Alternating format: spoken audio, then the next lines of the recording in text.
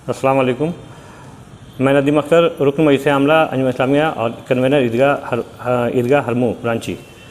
मैं तो सबसे पहले रांची की तमाम आवाम से माफ़ी चाहता हूँ कि ईद उल अज़हा की जो नमाज़ नहीं हुई, कहीं ना कहीं मैं भी उसका ज़िम्मेदार हूँ, उसके लिए मैं माफ़ी चाहता हूँ। लेकिन मेरे पास जो तथ्य हैं और जो सबूत हैं, उसकी बुनियाद पर मैं ये फ़ैसला आवाम के ऊपर छोड़ता हूँ। मैं खुद को सच्चा और दूसरों को झूठा साबित करने नहीं आया। ये आवाम फ़ैसला करे कि कहाँ पे किससे गलती हुई है। और ये मैंने 21 तारीख को ही सबसे पहले मैसेज डाला था कि एक हफ़्ता बचा हुआ है ईद उल अज़हा की नमाज़ का। ये कि ईद उल अज़हा की नमाज़ के लिए आज मुसाफिर खाना में एक ईदगाह कमेटी की बैठक है। अब तमाम लोगों से गुजारिश है कि शिरकत की गुजारिश है। ये अंजुमन इस्लामिया के व्हाट्सएप ग्रुप में आया था। ठीक मुझे 8:15 बजे सदर साहब का फ़ोन आया। सदर साहब का नहीं बल्कि मजलिस आमला के एक साथी का फ़ोन आया कि आप सदर साहब से मिल लें, मीटिंग रखें। 8:45 बजे जब मैं उनकी दुकान पर पहुँचा तो सदर साहब ने ये मुझे दिया। ये कागज़ सदर साहब का लिखा हुआ है और इसमें साफ़ लिखा हुआ है कि ज़्यादा बारिश, इसमें लिखा हुआ है कि 1 मिनट, ईदगाह हरमू रोड में बकरीद की नमाज़ 9 बजे होगी। ज़्यादा बारिश होने की सूरत में जामा मस्जिद अपर बाज़ार रांची में ईद उल अज़हा की नमाज़ होगी। ये साफ़ लिखा हुआ है और ये सदर साहब ने मुझे दिया है। जब 162 साल से ईद उल अज़हा की नमाज़ ईदगाह में हो रही थी, तो फिर ये एजेंडे में क्यों शामिल किया गया था? मुझे ये कहा जाता कि हर हाल में ईद उल अज़हा की नमाज़ ईदगाह ही में होगी। ये पहला तथ्य, आप इसको देख सकते हैं। उसके बाद 9 बजे जब हमारी मीटिंग हुई, जिसे साफ लिखा हुआ है कि जिसकी अध्यक्षता डॉक्टर तारिक हुसैन ने की, और इसमें साफ लिखा हुआ है कि अगर बारिश हुई तो नमाज इंशाल्लाह जामा मस्जिद अपर बाज़ार में होगी। ये भी आप देख सकते हैं।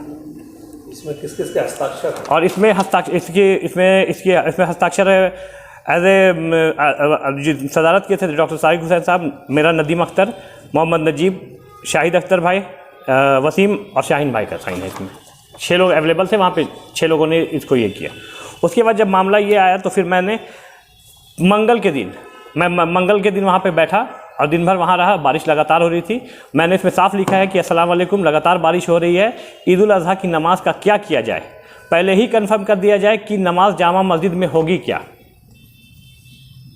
और इसको मैंने इस मैसेज को मैंने 3:43 और 3:44 में डाला है और तमाम लोग इस मैसेज को पढ़े हैं, लेकिन किसी का कोई रिप्लाई नहीं आया है। एक हमारे लतीफ़ भाई हैं, अब्दुल लतीफ़ भाई का, उनका बेहतर मशवरा आया था कि पहले बारिश को देख लीजिए, उसके बाद फैसला लीजिएगा। ये तमाम लोग इसको देखिए। ये व्हाट्सएप का चैट का हमारा ये है। ये मंगल के दिन की बात है।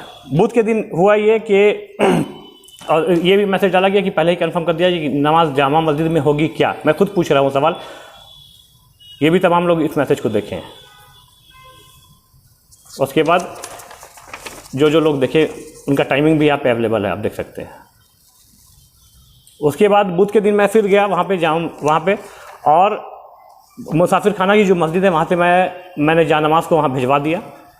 इसके अलावा मुसाफिर खाना के जो इमाम साहब हैं, जावेद साहब, अंजुमन इस्लामिया हॉस्पिटल के जो ड्राइवर हैं, जो नमाज़ को लेके गए थे, जानमाज़ को लेके गए थे वहाँ ईदगाह। उसके बाद ये हुआ कि बारिश जब 4 बजे का भी मामला नहीं हुआ तो फिर मैंने एक बार फाइनली ये पूछा कि क्या किया जाए। तो जब मैं हॉस्पिटल पहुँचा अभी, तो वहाँ भी हमारे 2 साथी थे, एक अयूब राजा भाई और शफीक भाई। तो फाइनली यही कहा गया कि फाइनली डिसीजन लेकर के इसको जामा मस्जिद शिफ्ट कर दिया जाए।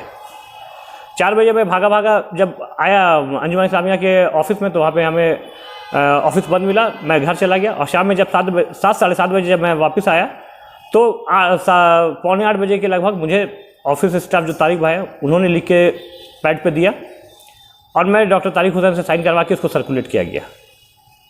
उसको सर्कुलेट करने के बाद ये मैसेज तमाम व्हाट्सएप ग्रुप पे चला डॉक्टर तारिक हुसैन साहब का, और कौन कितने बजे पढ़ा ये भी इसका ये है। ठीक है, कोई नहीं बोल सकता कि हमको बाद में मालूम चला, ये बाद में मालूम चला है। ये तमाम चीज़ आप देख सकते हैं। ठीक है, उसके बाद फिर मेरे से व्हाट्सएप ग्रुप पे सवाल किया गया कि ईद उल अज़हा की नमाज कौन पढ़ाएंगे, ये भी कंफर्म कीजिए हमारे व्हाट्सएप ग्रुप में। 8:18 में और मैंने 8:50 में इसमें ये किया कि असगर मिसबाही साहब नमाज़ पढ़ाएंगे। ये भी तमाम लोग तमाम मेंबर देख चुके थे इसको। अब ये अगर कोई बोलता है कि मुझे इसकी जानकारी और नहीं है कि ये क्या डिसीजन लिया गया, तो जब मंगल को ही डाला गया था तमाम लोग उसको पढ़े उस मैसेज को। और तमाम लोग की अगर बात करें तो क्या सदर साहब पढ़े थे? बिल्कुल पढ़े थे, सदर साहब भी पढ़े थे। उसकी टाइमिंग बता सकते हैं? हाँ, ईद उल अज़हा की नमाज जो पढ़े हैं, हाँ ये मैंने डाला था दोपहर पहले ही कंफर्म कर दिया जाए कि नमाज जामा मस्जिद में होगी क्या। ये मैसेज मैंने 3:44 दोपहर में किया था और 3:44 में किया था। मंगल का दिन था, जुमरात से बकरीद से 2 दिन कबल, और 27 जून को। और ये सदर साहब 3:47 में पढ़े हैं, लेकिन किसी का कोई रिप्लाई नहीं आया।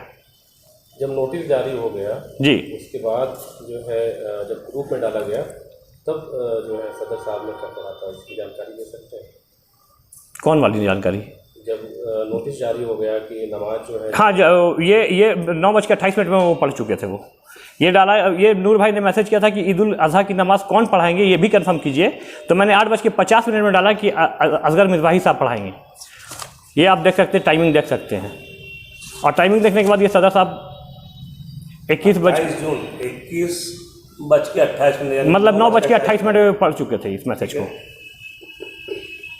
लगभग सभी मेंबर लोग देख लिए थे। तमाम मेंबर को ये पहले से इल्म था। 2 दिन पहले से ये हमारे व्हाट्सएप ग्रुप में चल रहा था कि जामा मस्जिद में नमाज अगर बारिश। उसमें कोई जवाब आया किसी का कोई जवाब नहीं आया। कोई टेलीफोनिक आपत्ति जताई? हाँ, उसके बाद ये हुआ कि जो कुछ मेंबरों को मैंने फ़ोन करके भी इस बात की इत्तला दे दी कि नमाज जामा मस्जिद में होने जा रही है। ठीक है, इसमें साजिद उमर साहब छूट गए, जावेद भाई छूट गए, और हमारे जॉइंट सेक्रेटरी नौशाद भाई से हमारी बात नहीं हो पाई। बाकी तमाम लोगों से मैंने फ़ोन पे रब्ता कर लिया था, तमाम लोगों को इस बात की इत्तला दे दी गई थी। आपके ऊपर जो पदाधिकारी उन्होंने दिया भाई, ये मिनट आपको बता रहा ना, ये ईदगाह का मिनट है ये। अच्छा, क्या है इसमें साफ लिखा हुआ है। इसमें साहब, मैं आपको फोटोकॉपी दे देता हूँ। आज दिनांक 21 जून 2023 को रहमानिया मुसाफिर खाना में ईदगाह कमेटी की एक बैठक जनाब डॉक्टर तारिक हुसैन की अध्यक्षता में हुई, जिसमें निम्न बातों पर आम राय में तय पाया कि ये बैठक रात 9 बजे हुई। नमाज 9 बजे इंशाल्लाह होगी और नमाज असगर मिसबाही साहब पढ़ाएंगे, और जो नजराना पिछले बार दिया गया था उनको, वही नजराना इनको दिया जाएगा। अगर बारिश हुई तो नमाज इंशाल्लाह जामा मस्जिद अबर बाजार में होगी। तो फिर ये मीडिया में चर्चा क्यों हो रहा है? इस मिनट की कॉपी 22 तारीख को ही डाल दिया गया था। ये फिर से सुनते आ रहे हैं अशरफ भाई कि लिखतम के आगे बख्तम नहीं चलता। मैंने तमाम तथ्य आपके सामने रख दिया है, और तमाम व्हाट्सएप ग्रुप में हमारे मेंबर देख चुके हैं कौन सा मैसेज, कैसा मैसेज। इस तरह का जो है उनका किसी भी तरह का कोई मैसेज व्हाट्सएप ग्रुप में हमारा नहीं। आप एक बात बताइए, आप क्रिकेट हम सब खेले हैं और आप भी खेले हैं, तमाम लोग ये क्या बगैर कैप्टन के मैं एज ए बॉलर बॉलिंग करने जा सकता हूँ? या कोई भी बैट्समैन जो बैटिंग कर रहा है, क्या बगैर कैप्टन के बगैर परमिशन के बैटिंग पिच पे जाके उतर सकता है? सीधी सवाल है। जब आपके पास तमाम चीज़ मैं बता रहा हूं आपको, आपका कोई रिप्लाई नहीं आ रहा है, मैं आप कैसे ही कर सकता हूं? और आपने पहले ये मिनट में फैसला लिया जा चुका है। अगर आप फिर 9:28 में आप मैसेज देखते हैं। अब एक मामला हमारा 20 रमज़ान को हुआ था। 20 रमज़ान को हमारा ये मामला हुआ था कि अंजुमन प्लाजा मार्केट के नीचे में ताला लगा दिया गया था। फिर रात में सारे लोग 11:30 बजे मुसाफिर खाना की मस्जिद में बैठ करके फैसला लिया गया। तो क्या ये आप जब 9:30 बजे इस मैसेज को पढ़े हैं, तो क्या आप तत्काल में एक मीटिंग नहीं बुला सकते थे? लेकिन उन्होंने तो कहा कि मुझे 12:30 बजे रात में मालूम चली। मैंने फिर कहा लिखतम के आगे बख्तम नहीं चलता है। ये साफ लिखा हुआ है कि नमाज कौन पढ़ाएंगे। मैंने इसका जवाब दिया है कि असगर मिसबाही साहब पढ़ाएंगे, और ये मैंने 8:50 में लिखा है, और सदर साहब इस मैसेज को 9:28 में पढ़ रहे हैं। आपके पास भी अशरफ है, अखिल सलीम मेरे पास भी है। मैं इस मामला का एक छोटा सा रुकन हूँ मैं, और सदर की बात को अगर नहीं मानूँ तो ऐसा हो सकता है क्या? ऐसी है कि लोग क्या बोल रहे हैं, नहीं बोल रहे हैं, मैंने आपके सामने तमाम तथ्यों को रख दिया है। आप अपने दिमाग से काम लीजिए, लोग क्या बोल रहे हैं मैं उस पर नहीं जाना चाहता हूँ। अच्छा, आप क्या कहना चाहते हैं अभी ये बताइए जनता के बीच में? आप क्या, आपका खास अपील है और क्या करने जा रहे हैं? अगला स्टैंड आपका क्या होगा? अगला स्टैंड मेरा यही है कि मैं 5 साल से मैं अंजुमन इस्लामिया में मेंबर रहा हूँ और ये मेरा सेकंड टर्म है, लेकिन इस पोजीशन पे अब काम करना मेरे लिए मुनासिब नहीं है और आज मैं अपना इस्तीफ़ा सचिव को सौंप दे रहा हूँ। और काम करने की बात जहाँ तक है तो किसी कुर्सी की ज़रूरत किसी मतलब मुझे खास करके तो नहीं है। समाज सेवा काम करता रहूँ, इंशाल्लाह काम करता रहूँगा और नैतिकता के आधार पर मैं अपना इस्तीफ़ा दे रहा हूँ। तो क्या आज आप इस्तीफा जो लिखित रूप में दे रहे जी हैं, बिल्कुल, वो आप लिखे हुए हैं? जी बिल्कुल बिल्कुल, ये मेरा इस्तीफ़ा भी रेडी है, ठीक है। कैमरे को सही से दिखाओ। और मैं अच्छा, तो आज इस्तीफा आप दे रहे हैं? जी बिल्कुल। लेकिन अगर हम बात करें कि आप जैसा बता रहे हैं कि जिस तरह से मैसेज कम्युनिकेट किया आपने और सारी जानकारी सभी को थी, एक बात बताइए आप, मैं बीच में रोक रहा हूँ आपको, निकाह में लड़की हाँ नहीं बोलती है तो उसका भी रजामंदी ही समझा जाता है। आप मैसेज पढ़ रहे हैं और कोई जवाब नहीं दे रहे तो उसका मैं क्या मतलब समझूंगा? तो जनता से आप क्या लगाते हैं? मैं जनता से फिर यही चाहता हूँ, माफ़ी चाहता हूँ कि एज ए कन्वेनर मेरे तरफ से जो गलती हुई है, जो ईद उल अज़हा की नमाज़ नहीं हो पाई है, मैं उसके लिए रांची की तमाम आवाम से माफ़ी चाहता हूँ और नैतिकता के आधार पर मैं इस्तीफ़ा दे रहा हूँ। और इस अंजुमन में आना होगा बार बार आप लोगों को, लेकिन मुझे नहीं आना बार बार। आपको क्या लगता है कि आपके इस्तीफ़ा देने से सारे मामला ठीक हो जाएंगे? देखिए, इस कंडीशन में मैं दूसरे का नहीं बता सकता, लेकिन मैं इस कंडीशन में काम नहीं कर सकता हूँ। क्या आपका इस्तीफा लेने से मामला शांत होगा?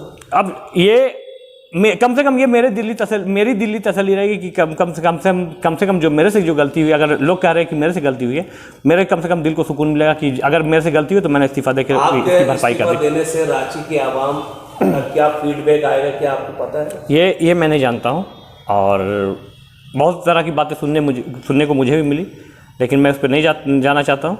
और 5 साल बेदाग काम किया इस अंजुमन इस्लामिया में और आखिर वक्त में ऐसा लगता, इस टाइम में लग रहा था कि मामला ये से ऐसा हो जाएगा, तो अब बहुत मुश्किल है मेरे लिए इस काम। क्या भविष्य में चुनाव लड़ने की कोशिश करेंगे? ये राज्य की आवाम बताएगी, लेकिन मेरे तरफ से ना ही है। अंजुमन में आज आप कन्वेनर हैं, लेकिन समाज जानती है कि आप हमेशा काम करते हैं जी। फिर आज अंजुमन में रह के भी काम किया जा सकता है, लेकिन जिस तरह की बातें हुई हैं और रह करके भी चीज़ों को सुधारा जा सकता है, आप रिज़ाइन ही देना क्यों चाह रहे हैं? नहीं, आप देख सकते हैं कि इस 10 महीने के इसमें बहुत खटपट, बहुत किचकिच और बहुत ज़्यादा मतलब जग घसाई हो चुकी है।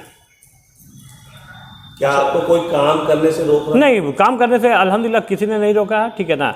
और काम करने के लिए सीट का होना, कुर्सी का होना कोई ज़रूरी नहीं है। समाज का काम करना है, कहीं से भी आप कर सकते हैं। जिस तरह की बातें हुई और जिस तरह के तथ्य आपके पास अवेलेबल हैं जी, आपको क्या लगता है किन्हें और इस्तीफा देना चाहिए? नहीं, ये अगर मैं नैतिकता के आधार पर दे रहा हूँ तो मैं नहीं, जिसका दिल कहेगा वो दे, कि अगर लगता है दिल से कि मेरे से गलती हुई है तो इस्तीफा दे। वो क्या गलती है आपसे हुई है, पूरा कमेटी से गलती? नहीं, ये मुझे लगा कि अगर मेरे से गलती हुई मैं इस्तीफा दे रहा हूँ।